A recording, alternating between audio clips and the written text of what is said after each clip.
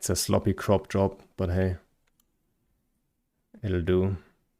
This is all super short notice. So for those that missed it maybe live, and they might be listening to this, as a podcast like a day later or whatever. I apologize, but if we have a star guest coming on, we gotta stay flexible because I mean you're super busy real life, right? Difficult scheduling these days. Definitely hectic at home right now. Yeah. All right. I think now we're set up. Alrighty, guys. I mean, you already know who's the guest today. Obviously, not a surprise. Uh, I think Oh, I think one of the most well-known devs in the game has been on 3 times before, I think. yeah, Uh, something like that. This feels like 3 or 4. Yeah, and we talked about mobile observatories last time, shortly Who before they is came out. Hmm? Alice Homelos?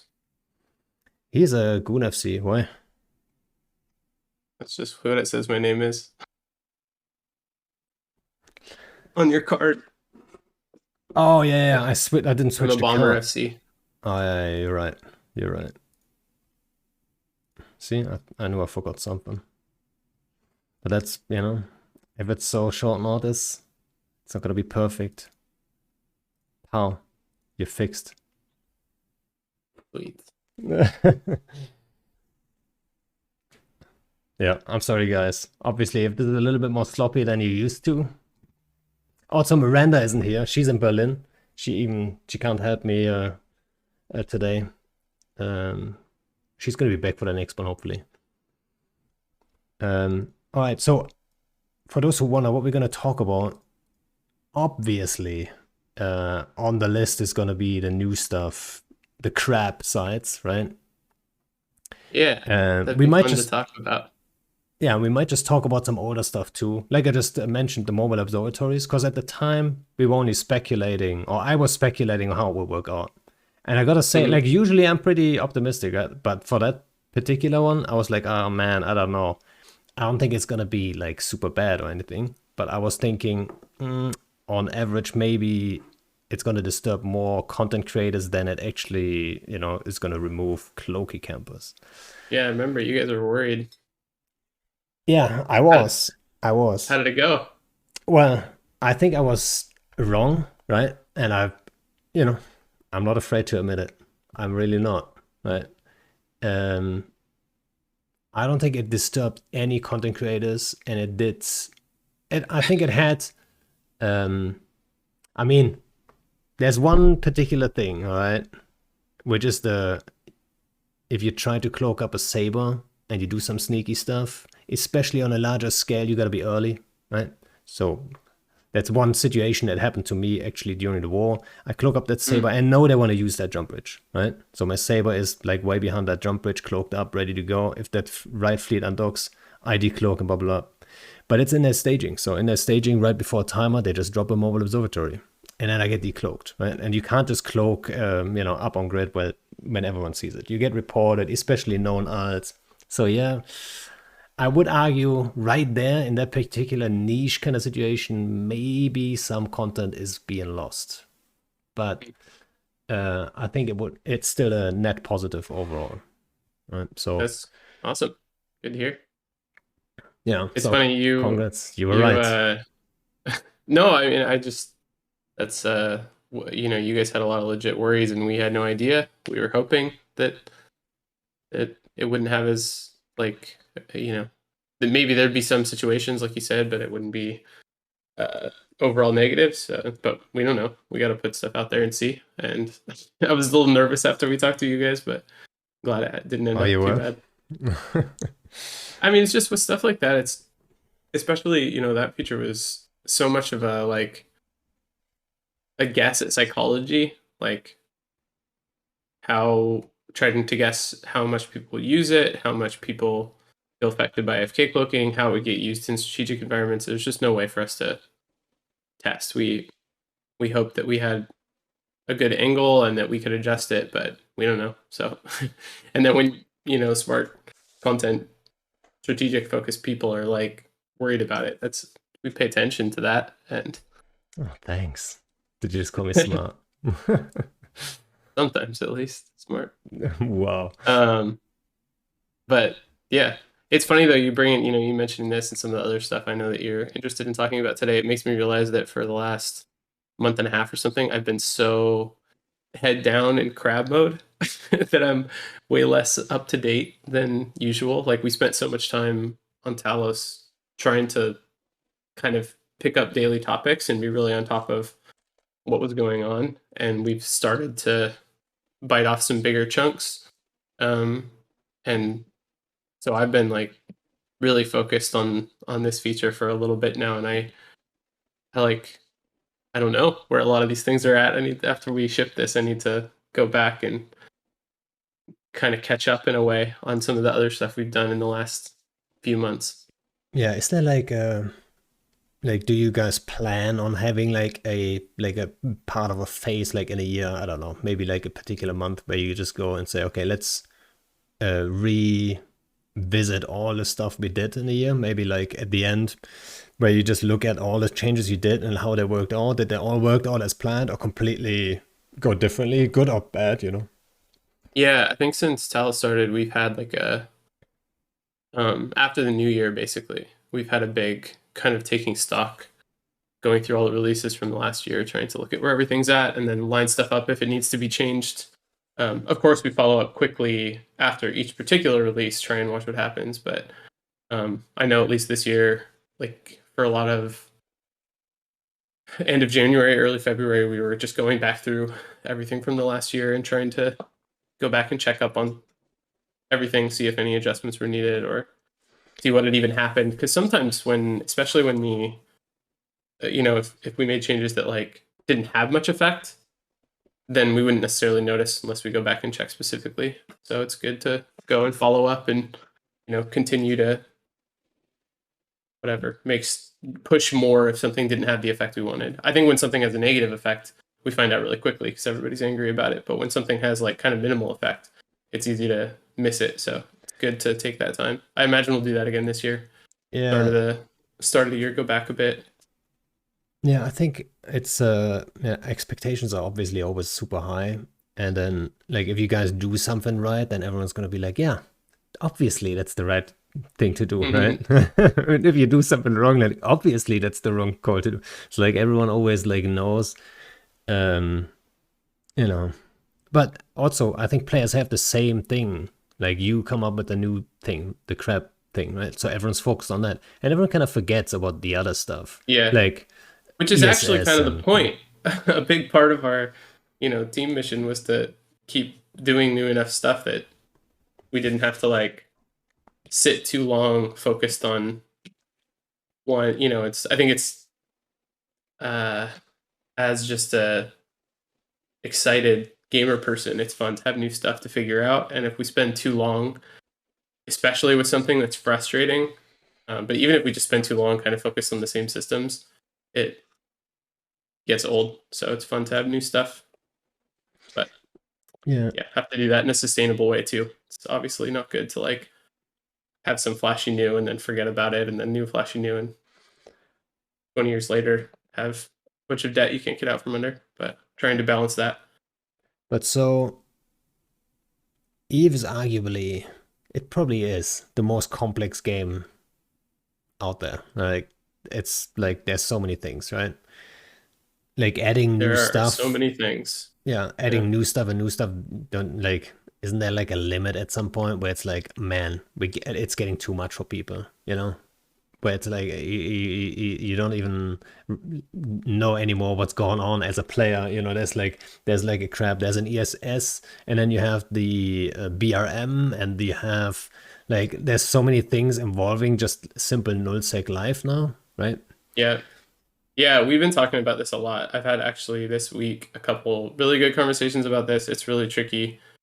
I think there's been sort of a pendulum kind of approach to this in CCP where sometimes we get excited about new stuff. I think new stuff gives us so many good opportunities to like break free of messed up economics or dated design or technical debt. So it's really freeing to do something new, but we do new stuff for a while and then realize that, like you say, there's so much overhead coming into the systems, trying to get yourself comfortable, so many overlapping things that aren't related or are from different time periods or whatever. And so then we go into a phase of trying to like consolidate and simplify.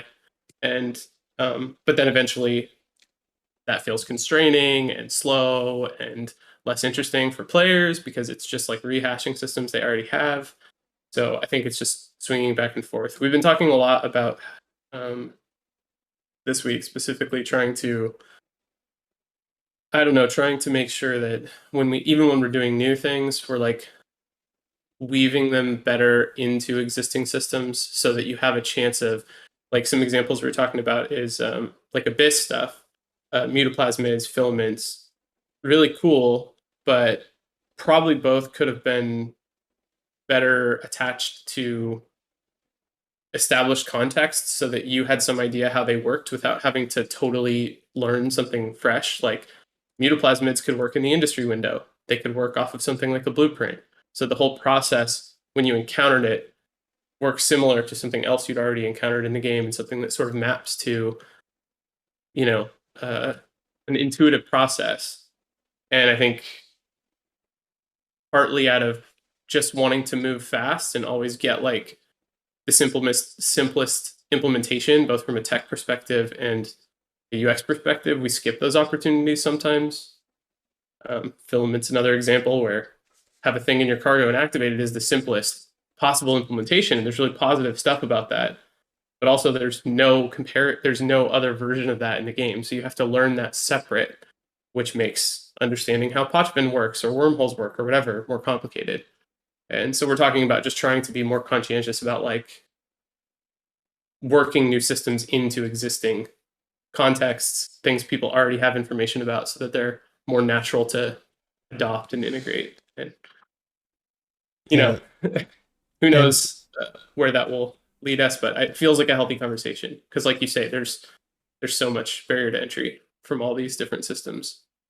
I mean, it might just be like a very like interesting thing for people too, right? There's like another thing you can learn. You know what I mean? Like it Yeah. never really. Yeah. That's one of the big things about Eve. Like, I, Totally. I think it's absolutely for people who are like addicted to learning systems, learning about how something new works that's complicated and how to optimize it and how it fits in alongside other stuff. I think you're totally right.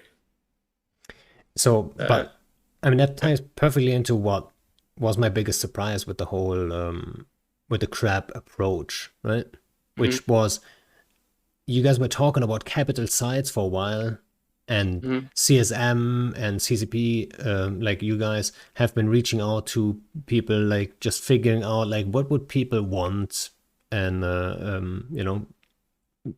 everyone gave like a little bit of feedback, and everyone kind of expected just a normal site, right? But then you come out with a completely different thing. Yeah. Um, so like Yeah. what's the reason? Is that what you just talked about? Like it's a new system so you can like maybe it's a little bit more it's a little easier to iterate then because it's like its own thing. Yes. This is the all that flowery like integrated intuitive system stuff. Crab is in a way the opposite. It's like the most practical solution to a very specific problem that gives us the ability to implement really quickly and the ability to iterate quickly afterwards, expand quickly afterwards. It's like very generic in how it's implemented and so easy to change and expand that we can do all kinds of stuff with it. And that feels awesome compared to working with the old like anomaly dungeon system. Um, we have so much more freedom to work quickly and do more interesting things. And it also allows us, the other big thing is allows us to really specifically target the thing we are actually trying to do, which is get capitals in space. And I think that something that's been a struggle, both working with the old content systems is a little slower and more complicated, but also the goal had to be reached indirectly there. We would have had to make, and we're still probably going to update. I mean, there's still plans to update a lot of existing anomaly content. And maybe that'll include capital stuff. That's not off the table at all, but that's coming in from this direction where we have to make content where the optimal behavior is to use capitals. And the most exciting thing for me about this feature was we kind of reverse it where we just say you have to use capitals, and then the content doesn't have to be optimized with caps. It doesn't matter because you're sort of obligated to have the cap on the line to get the content, and then you can run the content however you want. And that sort of takes this huge load off our back for trying to balance content to make sure that we get the ships we want in space at the right risk level and whatever. We have that out of the box with this. You are obligated to 5 minutes of sieging a cap to get the content, and then the content could kind of be anything. You can run it in vectors, you could run it in supers, whatever you want. It doesn't matter because the design of it requires that you sort of meet the risk level that we want for the rewards that are going to come out of it up front. All right. Yeah, Which means, because we can just be sure that we hit the goal there. Whereas if we're making content to hopefully get you to do that, we can miss and cause problems more easily. that's like a big question people have. Like, sure, you like started with a cap, but a lot of people will do it with marauders and stuff, which I personally I'm not too opposed to. There's Yeah. more fleets out there that are capable of killing a marauder than there are killing a cap, right? So Yeah. technically, I feel great about that. I love that people can choose how challenging they want it to be based on what they bring to fly against it. They can choose how social they want it to be by what they choose to field. If you want to bring 2 or 3 marauders instead of one cap because you prefer flying them or you prefer flying with your friends, that works. And I think all that flexibility is good. So yeah, go nuts. If people can run it in swarms of Tech 1 ships, cool. If they run it in supers, cool. Doesn't matter because you've already getting it started already meets our requirements for the reward that's kind of on the table. yeah. And then the second point that I keep hearing that keeps coming up is that if you do it with a cap and all that stuff, it's not really worth the risk, especially combined with like the whole ESS mechanic and the obviously if you're in a cap and you're reading, then and someone steals your ESS, it's not really, you're not gonna beat it in time, right? You're just not. So the ESS plus the BRM. By the way, someone asked earlier, boundary risk modifier. That's like that adjusts over time how much takes, like how much money you actually make in the system. So people think like the BRM is going to be too low, and then like there's you're not going to make enough money for the risk you put. But then again, Yeah. I think you guys have shown the first iteration on the test server. Like I think 2 days later you already adjusted stuff, or like the next day already. I think the next day, and there was like some other patch that kind of got in the way. Yeah. But like I think 2 days later you already changed the first iteration, so you're already iterating before it even comes out. So I'm gonna be CCU hopeful was that you. awesome for this feature. We've done like almost daily patches updating based on people's testing, and the reward stuff was the most important thing. And yeah, we hit that right away. Yeah, I mean, it's interesting. I know there's been a lot of people worried it won't be worth it. I know in the background, a lot of people are testing it like crazy and preparing to run it a lot. And I don't know whether to be worried that it's like too rewarding or worried it's not rewarding enough. And we found a place where those feel about 50-50. So that feels good to us. We'll ship it. And then we have, I mean, this will lead into more stuff we can talk about. But another awesome thing for me, about the way this is set up is the levers for risk and reward control are so easy to tweak. We can respond really quickly if people don't feel like they can run it because it's not worth it. It's like the simplest thing to change any number of, we can change how long the cap's required to be in space. We can change the NPC difficulty, the bounties, the loot in the thing when you finish it, the timers, like all of this stuff is just simple numbers tweaks. So we just need to see what people actually do and go from there. But I'm not worried about that. Based like we have such good control over it that it's not. I know some people think it's not worth it. Some think it's too good. We'll just look at what happens and tweak. I Yeah, think a lot so of people saw day one numbers also and don't realize how it should be, with no BRM multiplier, it should yeah. be like 350 mil an hour or something like that, plus mutaplasmid loot, plus boss spawns, somewhere in that range. I've heard people saying, "Oh, it's like 50 mil an hour." I think they just have like bad numbers from day one or something. Yeah, or they didn't. I mean, they didn't figure it out properly. Maybe Mm. it takes a while for the meta, even the PvE meta, to develop. Right? People need to Yeah. figure it out how to do it very efficiently, and then you'd be surprised how much you can improve on like ticks and all that stuff. So yeah, I totally get that you guys are gonna go a little bit more careful at the beginning. Um, Um, can I hit a question from chat really quick because it's sure. kind of funny? So Joggy asked about the 3 purple mods from um, like 3 officer drops on 1 loot. We actually, because of this feature, found out like a fundamentally broken thing with our loot table tools. So it was dropping much more officer loot than it was supposed to. And it took us like a while to figure out why. And it's like deep, scary spaghetti code problems that we're just avoiding now and doing the loot implementation totally differently. But you won't see 4 purples on 1 boss in the TQ version. I think that got people excited. I saw that Reddit post too. It's like, hey, Yeah, look at this, guys. These sites are fucking awesome. Everyone has to run these now, right? I was like, oh my that god. would be it'd be so toxic if we were dropping that much stuff. Like pretty soon those mods would be cheap and You that know, would be quite broken. I personally, I'm not against having a shit ton of people running sites in caps all day. Obviously, I like hunting and stuff like this, but I also would wonder. I wouldn't get anyone in fleet because everyone would be out in his dreads doing these sites, right? I would ping for a fleet and get 5 guys, and I'm like, oh shit, everyone's busy farming these. Lucky for you, they can only run a few a day. Yeah. So wait a second.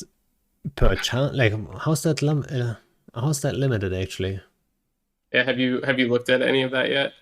I have. We've just kind of been getting some of the details. I think some of it'll get to CC this week, but basically we part of the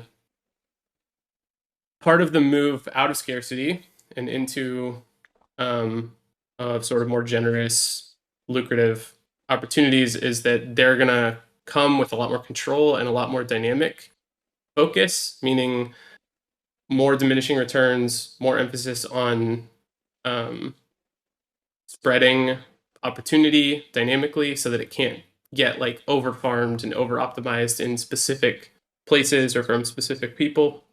And so this feature has 2 sort of throttling systems. One is character based, so you'll have a limit to the number of grabs that you can activate as a character per day, But or per obviously time you at can least. bypass that, right? And then the other one is Yes, of system course. based. Yeah, and then the other one is system based, which means a system will only handle a certain number per time, and then you'll have to start moving around.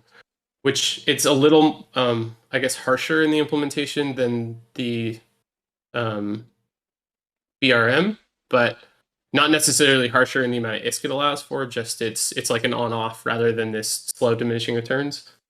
Um, but we're super excited about that system. We're using this system interference level as the sort of the system that's governing how many grabs can be activated. And this is just the first.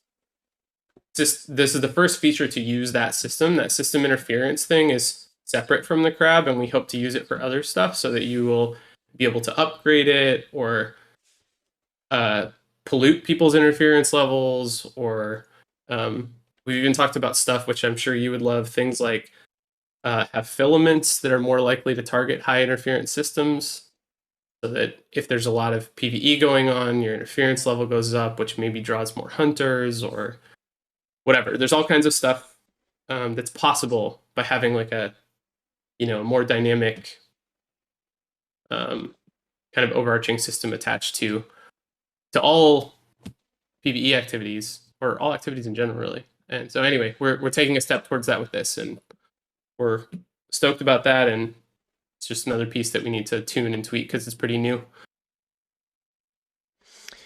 Yeah. And then so there's one more like point of critique that comes up every now and then, which is that there's a lot of waiting time involved. Like at the beginning, you have to drop it, and it takes, I forgot, it was it 5 minutes at the beginning, and then this, between the spawns, there's another like gap every time that where you wait. And I think Yeah, the number one argument there is like other activities, they're either more active or passive enough to do something else on the side, which is, in my opinion, which is fine, right? Obviously that's the guys I catch if I roam around, the guys that don't pay attention. And but this is like right in the middle, which makes for a weird kind of dynamic. Um, yeah, yeah. I've seen some of that too. I mean, uh, uh, I have a lot of opinions about this, I guess, but um, let's see which one's best to start with. Uh, if we want open world content, like we want something you can farm that's in space for anyone, there's no way for us to guarantee how action packed it is because you can always blitz it. You can, over prepare.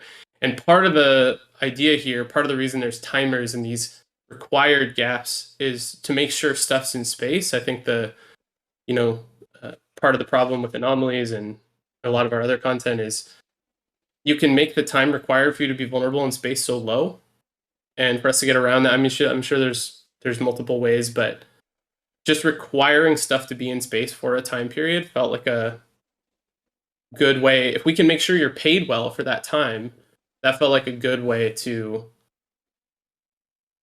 make targets available, to make it so there's stuff that can be hunted, rather than stacking all that payout into just a super fast couple seconds of blitzing stuff down and then moving somewhere else. yeah. Um, and yeah, and if no matter how we did that, you can always bring enough stuff to make it boring. Like in this case, you could bring 4 caps and you would pretty much never have to do anything. You'd lock and shoot some stuff, but really what you'd be doing is sitting there waiting for 10 minutes for the timer to finish. But that's optional. You can bring less stuff and it'll be much more exciting. The other thing I'd say is there's 2 more things, I guess. One is we've been making a lot of like kind of MLG PvE content lately. I think a lot of the stuff that got made all through kind of the Potchman era, the Abyss before that, is all super high attention, high social requirement, pretty focused PvE. And something we really noticed when people were frustrated with the loss of income in Null is that they wanted more chill PvE. They knew they could make more money if they go bother to run wormhole content or join an incursion group or whatever, but they want to live in their space, be able to maybe haul stuff somewhere while they PvE on one character, whatever. And so that effort, it's like risk reward and effort. And that effort piece was a big part of this, where we're like, the point is not to make some mega high demand. You need, like FOBs or something where you need multiple people, you need to have a lot of information, you need to pay a lot of attention. It was to make something that a normal null resident would be happy to run every day while they're chilling, talking to their corp, whatever. And then last, I'd say that a big difference between this content and like the Abyss, which was the last PvE content I worked on, is the main part of this that's supposed to take attention and be scary is the PvP part. Like you're super exposed in an expensive ship, presumably. You need to be kind of like, you can always put more energy into being vigilant about protecting yourself. And we want to leave space for that attention rather than having the PvE be so hard that you don't have time to like think about what's going on in local or think about paying attention to your intel channels or whatever it is. And that does depend on how well hunting goes, and if if this just ends up being like only run in a super safe umbrella where people don't actually pay any attention to PvP because it's not possible to gank them, then we have other problems. But um, anyway, that's I don't know if you want to go into any of those pieces more, but I kind of that all contributes to like us being okay with the effort level or the attention level required. yeah, I kind of do wonder what's the NPC AI like. What's kind like how do they behave? If I land there in my, let's say, little gang of like 3 4 guys, caddy bullshit or so, right? And I tackle a dread, um, are these NPCs actually gonna switch and kill me?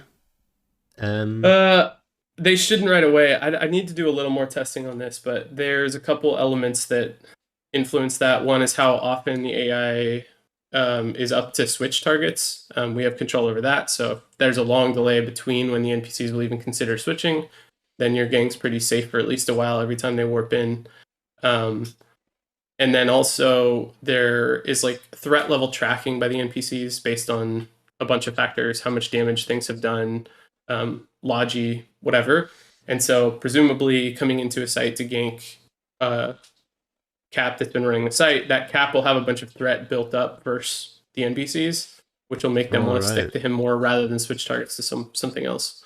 I don't want to make any promises because this is one thing we've been there's been like all kinds of, since this is deployable, you can put it wherever you want.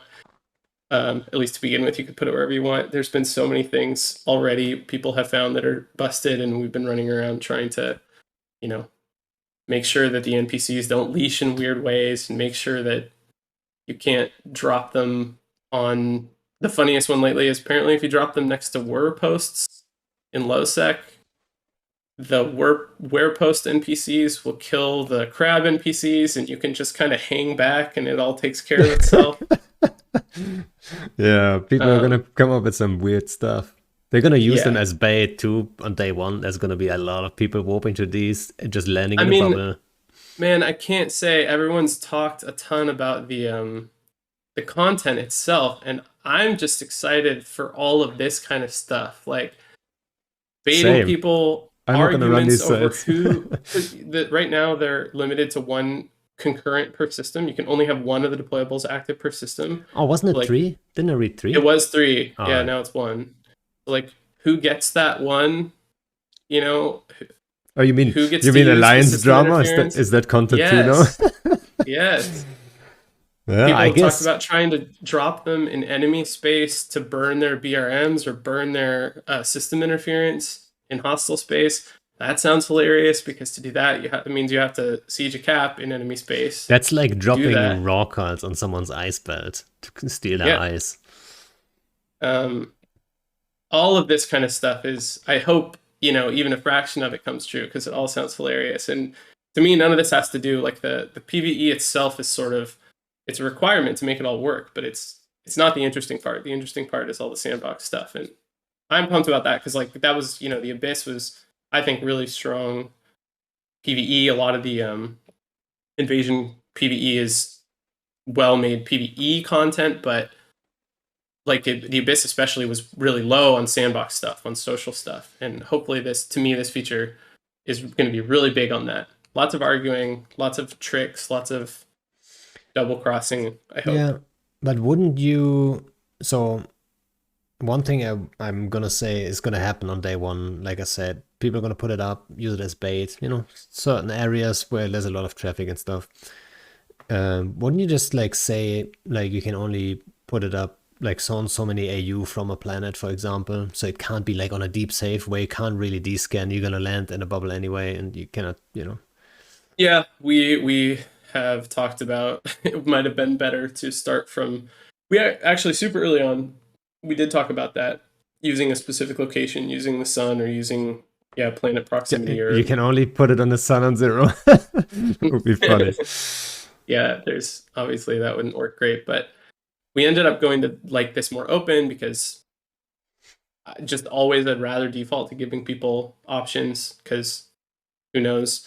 I was excited too about like We tried originally to have it so that the scan timer on the deployable would stop when any NPCs were nearby. So you could like train diamond rats on people running it to stop the timer and troll them. And we've backed off on some of that too. And in retrospect, maybe some kind of whitelist you have to be near. Sometimes I But wonder how you guys are sitting in a room and you're coming up with the weirdest shit, right? We only see the good stuff that comes out of it, right? But some of the weirder stuff that you just throw out there, obviously in a room when it's not getting leaked, you can do that. So I wonder, there's and then a lot of bad ideas, let me tell you. yeah, and who's coming up with the name at the end, right? Hey, let's call it crab, right? Yeah, it came up really early on for some reason. I don't remember why. We needed something to call it, and we started calling it that before we had a name. And then I found an acronym that fit it, and then I thought for sure narrative would say no way, put a different name on it, and then it just stuck. Like it just made it all the way through. So Yeah. lucky us. What was the other one? Wait, we have the crab now. What was the last one? There was another one just Well, recently. there was going to be dicks, right? Those got pulled out Oh yeah, yeah. as they do. There's lots of. There's panic. Yeah, panic, exactly. And There's there was there's the GTFO. the GTFO, you know what? For the longest time, I had no idea the GTFO, like, or what was it? Not the GTFO, was it I forgot what it was. But I never thought about it. And that's where I realized, oh shit, these guys are just like having fun with this and just renaming them whatever, right? Yeah, it's an old Gravitational, tradition. I mean, yeah, I the guess. old. What's the target painter one? That's like the really old one. It's been. I mean, been doing this since super old days. Yeah, you've been at CCP for a while, right? Yes, I I think have. I Not think since the only old target painters were made, but quite a while. yeah, I think Getting only close to 9 years. only a handful of people in Twitch chat Yeah, probably still Ponage. Yeah. They were still all Pone ah variations. yeah, yeah. But I think only a The handful of people in chat still know you as like Kill 2, right? yeah, seems like manages to stick around. There's a lot of. I mean, there's so many players that play for a super long time too. So I still Yeah. feel like a youngin for starting even 2006, 2007, because there's still plenty of old folks around. Yeah, well, there's always like someone who has been around way longer than you whenever you started. Yeah, Right? yeah. That's the thing. And just like randomly, I saw today CCP Sunshine. Actually, she did her first ever playthrough. I mean, she's in marketing. I'm not gonna like say that it's a bad thing or whatever. Uh, she did her first playthrough today, which was kind of interesting. Now that the new NP is coming out and all that stuff, Nice and it's nice to see that for you sure. know CCP devs are actually playing, even if they're only in marketing, right? So it's always good. Yeah, Um, all right, what else do we have on the list? I'm not 100% sure, but drone mutaplasmids, I think that's probably your doing, right? yeah. It kind of seems like it, I don't know. You know what? At first, people kept asking me because I love to fly Gilas. I love drone bots in general because I always think drone bots like they open up those high slots and you can be a little bit more creative, be it remote rep or be it like mute power, like on a good old school like solo domi, right? Or be it Yeah. something else. So people kept asking me like, "What do you think about the drone mutaplasmids?" And I'm like, it's not different to all the other mutaplasmids. So I didn't understand why people thought I would be so excited. And then I realized, oh, it's actual drone mutaplasmids. I thought it was only for the drone mods, Yeah. And I was like, yeah, maybe I should get excited for that actually. So yeah. Yeah, it's cool. And it turns your drones into actual little rogue drones, which is sweet. And on Gilas, for example, if you like, so I don't know how Oh yeah. exactly they're gonna work. So on test server, obviously it's hard to come by the mutaplasmids, Yeah. and they're split up on every attribute, right? So you have Like one mutant Yeah, plasmid for speed, one for damage, one for tracking, one for optimal range, something like this, right? yeah. But But obviously, they all affect all those attributes. They're just specialized so that so you like can test the it better. no, not so you can test it. They're like the ones you'll get on TQ if you get a damage drone. Say you get a medium damage mutaplasmid for drones, it will give you a positive roll on the drone damage Oh, multiplier oh, for okay, okay, sure, okay. but it will give you rolls on all the stats no matter what, and the others may or may not be positive. They're slightly negative weighted, but the one so like for range ones, or like speed ones do speed and tracking speed. Those two stats will always get a positive upgrade from the mutaplasmid, and all the other stats will get um, a mix of positive and negative depending on your luck. But that's kind of weird to me. It's different to the other mutaplasmids then. Yeah, well, these are rogue drone ones. They're different. I always, this is like this with everything, but the system we built for mutaplasmids can do all kinds of stuff. It's way more flexible than you would think just from looking at just from using mutaplasmids from the abyss. Um, this is a different version of it. We could do lots of other versions of it. We could, like we said, we can use it on ships. We could use it only on one attribute at a time or two attributes to make it more like a rig or something. Super flexible. So this is just a different variation. I'm excited about kind of this way of focusing on one attribute because I think it's nice to know it still has some variation. I really like RNG. I think there's big upsides to that, but I think it will feel really good to know that the part you really want to improve will for sure, and then it's just a matter of like whether or not the rest of it is um, super lucky and also positive, or some mix of stuff that you have to have as a trade-off. Yeah, I think maybe that you get like a positive thing for sure on what you need is a little bit it feels a little bit too easy to me, right? And yeah, I guess I'm Uh, sorry for the cam, I'm I, trying to fix it. I don't know. I think it's all right. I think drones. The other thing with drones is since you have five, with the exception of helos, of course. Um, it's not going to be easy. You need five. Like if you want to ensure a damage upgrade on your flight of medium drones, which is just one flight of medium drones, you might need three of those on a ship or something.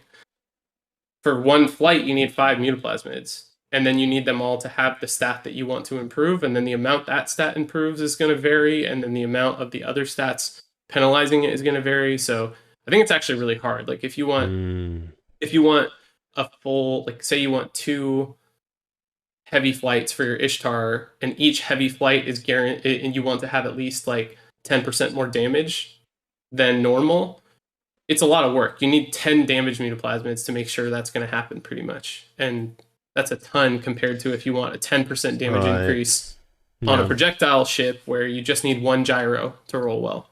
Yeah, you're right. I didn't even think about the whole like you have a flight of five kind of situation. And you lose them. They're destructible. So, Yeah, that on top of it. So yeah. they kind of have to be fairly cheap too, right? Yeah, I mean, Um, and that's there's a few parts of this feature, the mutaplasmid drops, the boss spawns. There's a few chunks that are set up pretty conservatively, so we're not going to be like queuing millions of mutaplasmids to start, but that's a really easy thing to tweak. We just want to make sure we don't come out of the gate and oversupply stuff and ruin all the markets, because we do that sometimes and it sucks because then we lose a big opportunity to have the feature feel rewarding long term. So there will be mutas out of every site, but I don't know how the supply will look overall. It depends on how much people want them, how much yeah. people run the sites, and then we'll just tweak So it. are they only gonna drop out of like? Wait a second. Are they gonna drop out of the crab sites Yeah. and Hmm. only the crab sites? Yeah. All right. Well, I mean, then at least at the beginning, there's gonna be like a lot of people asking for those. So at least at the Yeah. beginning, the crab sites should be fairly popular. Not because I mean, it's that's new and exciting, but also, right. risk-wise. That's a big reason for putting them in is the more we can get away from pure ISK faucet and still have something be rewarding, the better, in my opinion. So people are reacting to how rewarding the site is based on just the bounty numbers they see. But if there's good demand for those mutaplasmids, that could really increase the value. It could make early on. I mean, especially there's fighters. I see people talking about geckos. There's no gecko mutas yet. There's no Ewar drone mutas yet. EC Abyssal EC 300s. Oh no! I got a plan for those, by the way, for the EC for the support drones. I'm gonna fix them soon. You should bring it in, and then you can only get negative effects though. It's gonna say you get 100% positives, but you actually wreck your drones with it. That's what you should be doing. That's the right thing to do. But yeah, so there's all the drone mutaplasmids. They'll have varying demand, of course, depending on which stat it is and which drone size. Like sentry drone ones, I assume won't be as popular or whatever. But there's also fighter support unit and drone damage amp mutaplasmids, which should be massively valuable. They're a little less common than the drone ones, but I hope at least those, even those on their own, should provide a pretty hefty chunk of extra value to the site for people willing to run them in the early days. Yeah, all those supercap pilots that that are not happy with the Nix not being fully pimped. There's a little bit of pimpage that's missing. They gotta get those, right? So there's probably some good value there. Yep, I think so. But and then so those drone mutaplasmids, can they actually go all green if you say you have 100% chance of getting? Okay, so you can get everything. They can go all green. Yeah. All right. I think usually the way they're set up is that the stat that they're focused on. So if you have a damage muta, it rolls between 0 and 20% green. And then the stats that are off favor are like down 20 to up 10% or something like that with even chances. So you could roll positive 20 damage and then positive 10 tracking, positive 10 speed, positive 10 optimal, positive 10 HP. But they're favored, the average is going to be like negative 5% for each of those ones. For each of the off flavor. The damage ones are the range for the damage ones is a little shorter than the others. Like the HP and speed ones can go up to 30% positive, I think, and the damage ones only up to 20%. And what are drones? So if I launch a set of drones, then are they going to be called Caldari Navy? Like no, Abyssal they're going to be Caldari? called. Let me check and make sure what the Abyssal names were. Or no, they're going to be called medium rogue drone, basically. Oh right. So you don't. So I can't predict what damage type it is. Right. Yes, that was a kind of a strange thing to deal with here. Is if we wanted to make it so you could predict the damage type, and this would be a big issue if we did ships as well. If we want you to be able to see from the name of the final product what damage type or what tank type or whatever, we'd have to have different mutaplasmids. We'd have to have a Vespa mutaplasmid, which we almost did with this, but then there would have been like 64 different mutaplasmid variations. Yeah, then it gets a little bit much. Yeah, it gets much. So instead what we have is when you have a medium drone mutaplasmid, you can put any medium drone into it. You can put a hammerhead, you can put an infiltrator, whatever you want, but the output is only one variation. So you'll have to wait and see what kind of damage it hits you with for you to know. Even if you roll, let's say a hammerhead, and everything comes out with 0% in any direction, it's still an improvement because you're kind of masking what damage drone you have. Yeah, I guess so. So yep. Let me see what they're getting to the names now. I forget what the final names were. I'm not sure if it's. I don't think that's going to be a problem. I think it's kind of. They're called medium. Actually. They're called mutated. So it's light mutated drone, medium mutated drone, heavy mutated drone. All right. And they look like rogue drones. And yeah, yeah. All right. Yeah, I'm actually looking forward to that. People kept telling me about it, and I was just brushing it off as like, yeah, I don't know, right? If it's damage mods, like for fleets, it's not that viable. If it's if you can pimp those drones for Gila fleets, for example, that's why I'm looking at it. If you take a Navy Vespa, I mean, I don't know right now what it'll cost, but yes, you could make some pretty nasty Gila drones. Yeah, especially any Ishtars too or whatever. It's just more mutas you're gonna need. Yeah, so I mean, why I'm looking for the Gilas, obviously you only have 2 drones, right? But then also there's a specific problem with Gilas, which is like you can get smart bombed, and then like what are you gonna do if it's too much smart bomb power? You can't really send your drones after it. Navy Vespers are super tanky, so you can send them after that in some cases. But if you then Now you can even give can them push all that 30% EHP, more HP. yeah, and those EHP mutoplasmids, I'm gonna guess are not gonna be the most popular ones, right? It's gonna be the Yeah. damage. So that's why I'm like, oh yeah, for fleets that might just be viable down the road. Maybe not on I Dome wonder, 1. I mean, But, the tank ones I could see Abyss Runners wanting, or anywhere else where NPCs are killing drones. I know that's not super common, and then, but yeah, I would think the damage ones are going to by far be the all right. most demanded. Erica in chat brings up a good question actually. How do you tell what that type of damage drone you're actually launching from your drone bay?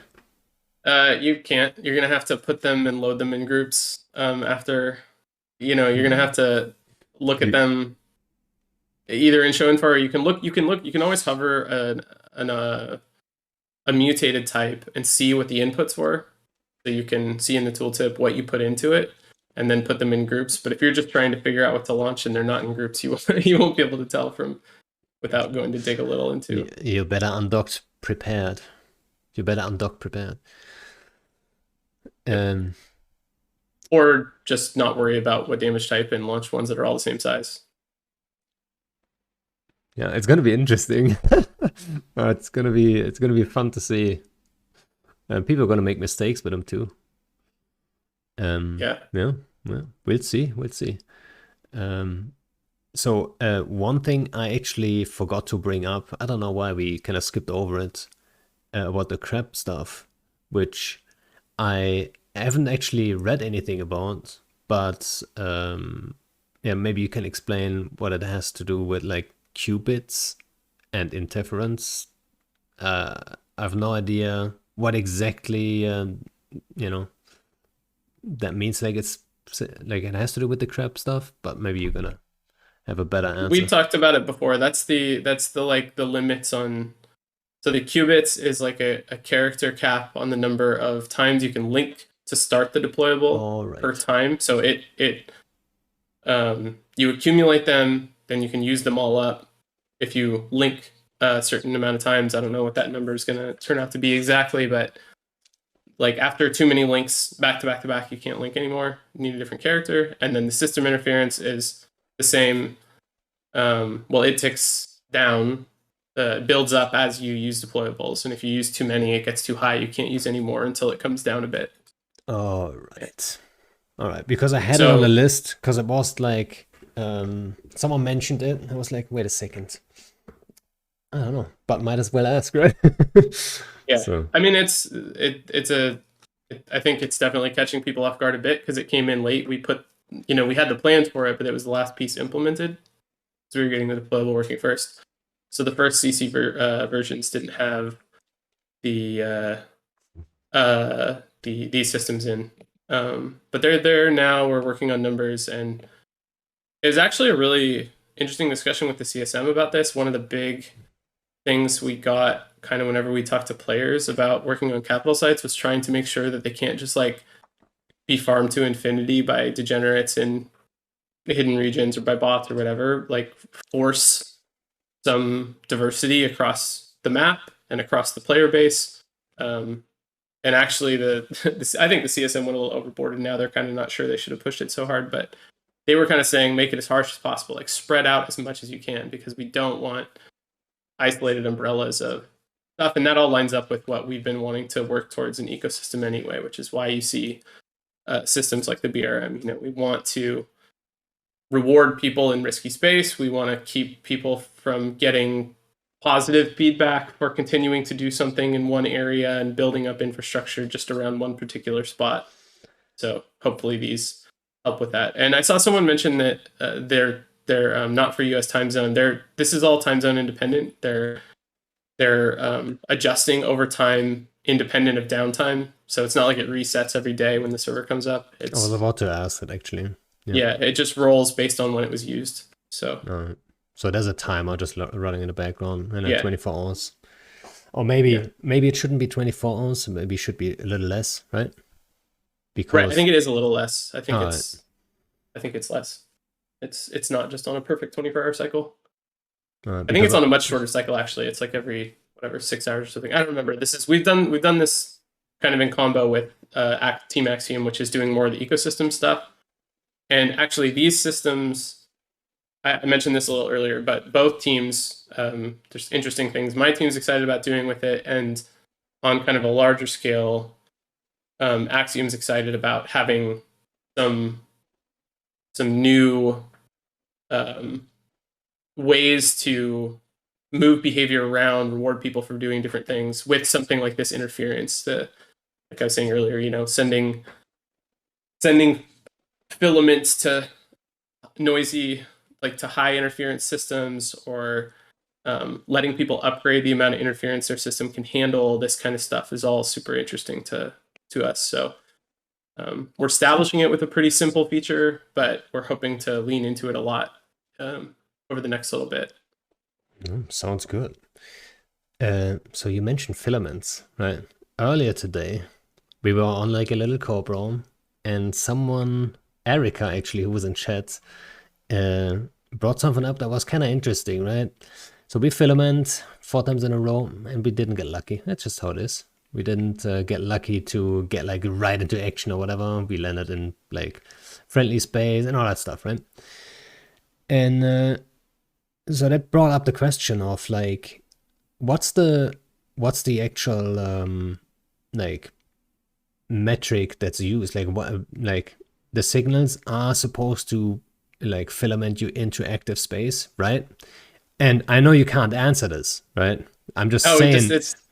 I I'm just just I just love. I think it's fascinating how much it bugs people to not notice. not know, and to often like how many superstitions develop about how it works, and like people trying to Yeah. figure out how to work around it. It makes sense, but it's just funny. And you should actually in another show you should have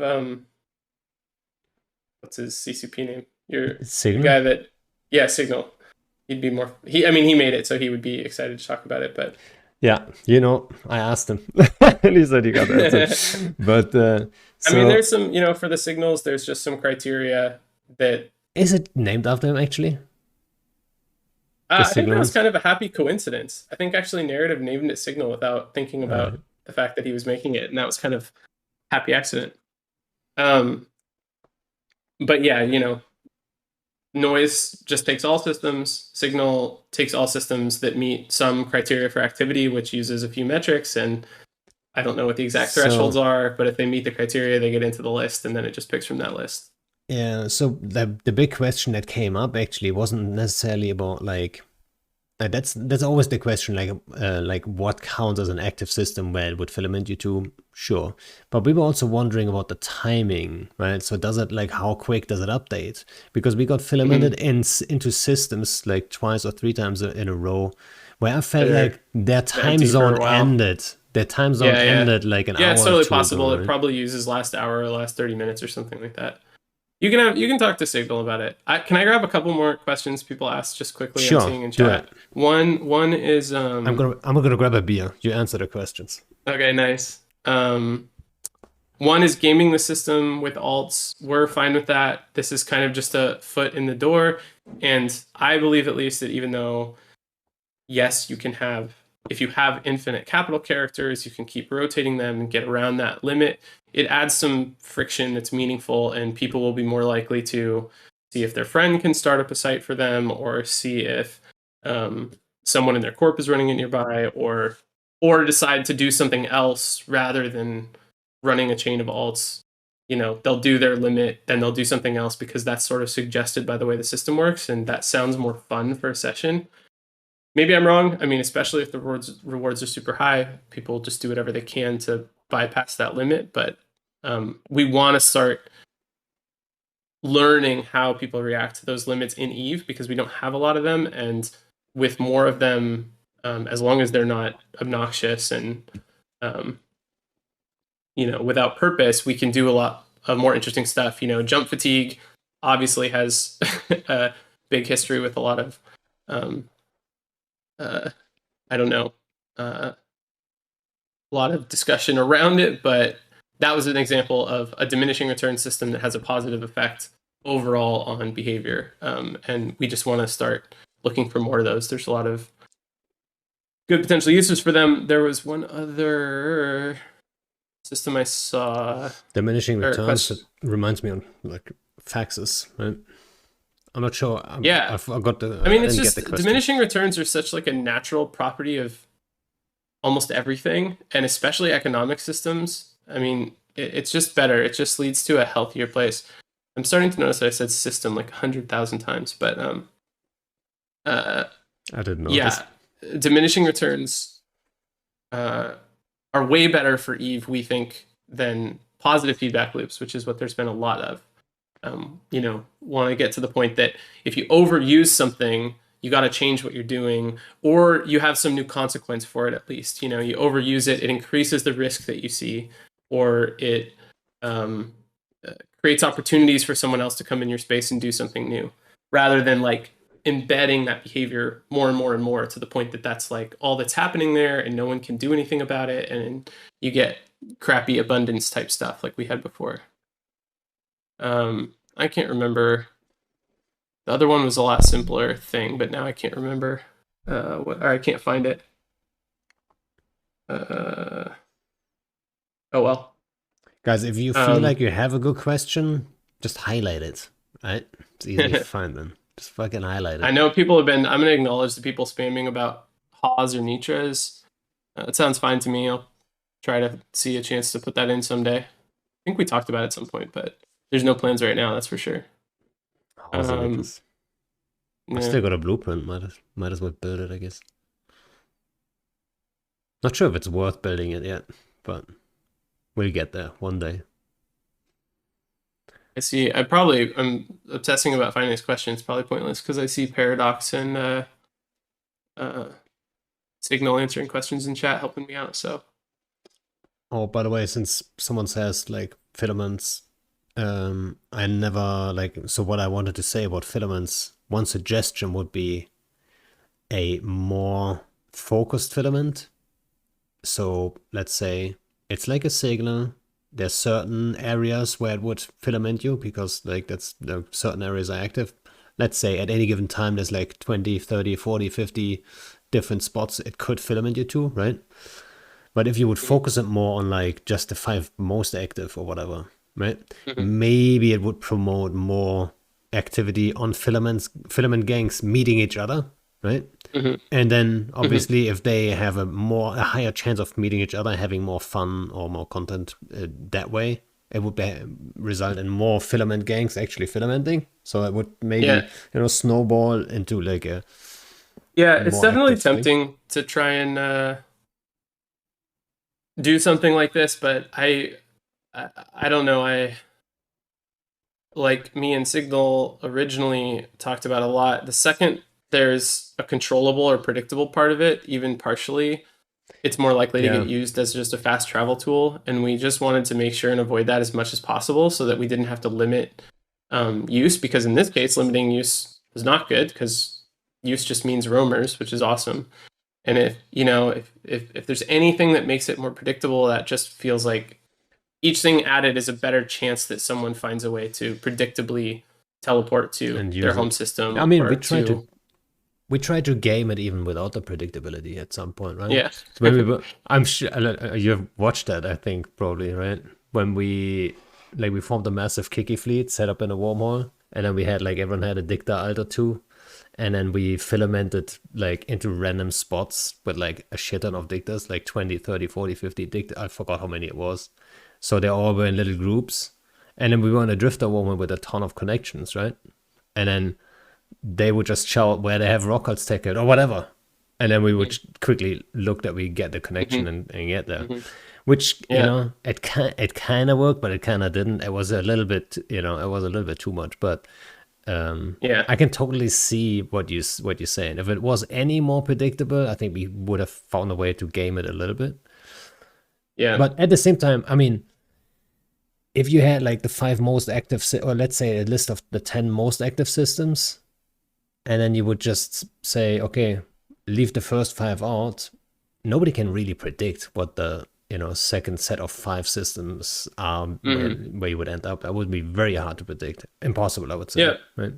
And this is also stuff that there's been some examples of trying new filament types in events, and I think something like this could be fine for that. Try it for a bit, see if it causes issues, and then go from there. I guess filaments to begin with were that as well. So there'd be no harm in trying short term something like this. So yeah, potentially. And then since we just talked about this, I had it earlier again, where you filament 5 jumps out in your home region, right? Then you have to go home. If you Yeah. self-destruct your pod in a keepstar or whatever, it doesn't remove the timer and stuff. So it's a little thing. And I just want to Yeah, say, yeah, yeah. it's not, it might not necessarily be your thing, but I know that next week, Thursday, there is a CSM meeting with Kako, who is the lady doing little things, right? So, You know an awful for, lot. yeah, well, yeah. Spies, I didn't know that. What can I say? Right, please don't ban me. Uh, but for anyone in chat who has like important things he thinks, or little things, bring it up to your CSM candidate of trust, and get that list. As long as you want, I guess. Um, and I just wanted to mention that because I felt like people have always been waiting for these little things, and then when it comes to like suddenly say it, and everyone's like, "Oh yeah, there was a ton of stuff I remember, but I don't remember exactly what it was." Like, yeah, write it down and give it to the CSM guys, and they'll move it forward. Right? Just start. Good timing to Yeah, bring I that mean up. that not filament to your own, like not filament to right where you are, like have at least a max min distance you travel. I think that seems like a pretty Yeah, straightforward thing that wouldn't be very abusable. yeah, like a minimum amount of jumps, like I don't Yeah, know, and then I 15. actually what Relic mentioned, there's I think there has been increasing frustration about the ability to use it as an evac when you're trapped somewhere. And that was actually part of the point originally to me because I thought it was really frustrating that you could make sure you were never caught, but you just had to log out, Like a lot of my roams would end trapped somewhere. Yeah, I would be happy to keep playing Eve, but I couldn't because I was trapped and I couldn't leave. But they also couldn't catch me. So I would just either warp around and to then troll even people worse. or I would log out. And then log out sucks because then the game just Oh, loses me playing yeah, yeah, yeah. when I would Oh, have been willing to roam more. So I was really excited about that with filaments, but I also really understand that it feels really lame that people can just, once they escape once, they're able to just leave without you being able to chase them. And we're talking about really, I don't know, I won't go into too much detail, but talking about ways we can deal with that are different. Because I think the problem is that once you make it off of a grid, you can warp forever and never be caught. I think that's pretty weird. And mm, it yeah. should be rather than saying you can't filament once you're safe for 15 minutes and lose timers, we should make it harder to be safe for 15 minutes and lose timers. We should make it so that if you're scrambling to get away from a giant gang in a system, they have an actual chance of catching you, which they don't right now. Unless you do something dumb, you warp to a star and get tackled or something that Yeah. you don't need to do. So, but then, I mean, man, I can't imagine how you would solve that problem. Also, what I wanted to I'll do say, it. I'll do it, Pando. You wait and see. I believe in you. I believe in you. But when you said like like back in the day, you only had the choice to log off and stuff, Mhm. I think people don't realize that was a problem, but it was even worse that people wouldn't even go roam in certain places because they would suspect Yeah, I would get trapped with certain yeah, ships, especially. So it content that never happens. People don't see that problem easily because it never shows up on a kill because it doesn't. Obviously, it doesn't happen, right? So yeah, so yeah, yeah, filaments, yeah. one of the best changes in the game ever. I think I can say that with confidence. One of the best things you guys came up with ever, right? Honestly, Yeah, I mean, I am excited about them. It was like for me the perfect feat. I mean, uh, it's really nice to be able to move around. Really nice to keep sessions going. really nice to not have to figure out where to roam to. Just let some RNG solve it for you, so you don't have to use your brain. Like for me, it's a lot of positives. But I don't think it's perfect. I definitely, I think there is some frustration about both getting bad results from the filament and then just having to wait, which is annoying, and then also a frustrating situation for defenders who put a lot of effort into stopping hunters and then get nothing out of it. Yeah. I think I think something we've been focused on a lot for the last year or something like that is making sure people make some commitment when they're doing something aggressive so that they can be punished, because roaming's really hard, but also it's possible to do it once you're proficient like you. It's possible to get away a lot with a bunch of defenders who put in a ton of effort feeling really kind of empty about the experience, and I think that that's too bad. So what about, so I've been thinking about like how could you do it, right? So how about just the spool up, right? Like You I'm can send me. You sure should that's the send me number one. ideas over the next couple months, and we'll see which one is right. We'll have one of those other. Oh, It's you the already perfect way for have me to a, find solutions. Is get you thinking it's like a contest, and then I'll pick your best idea, and that's be what we go with. yeah, probably. Oh, actually, I never had like, oh, did I have an idea before? Did I pitch to anyone that you guys actually went with? I guess in that case, you would have already touched Citadels years ago, so, you know. Uh, Well, hey, listen, dude, I have to go pick up dinner. yeah, My life is hectic. Got a that's all baby right. on the way and a kiddo, and um, as much as the time flies when we're talking about spaceships, I got to get rolling. Yep.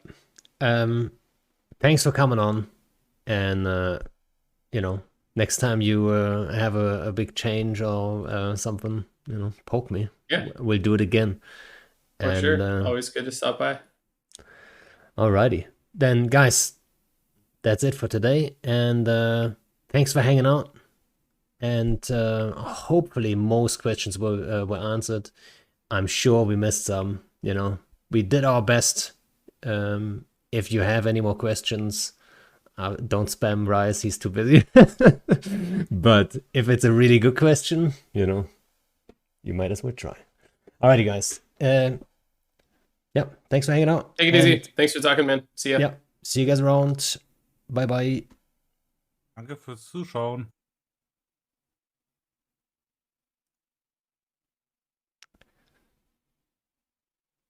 Alrighty.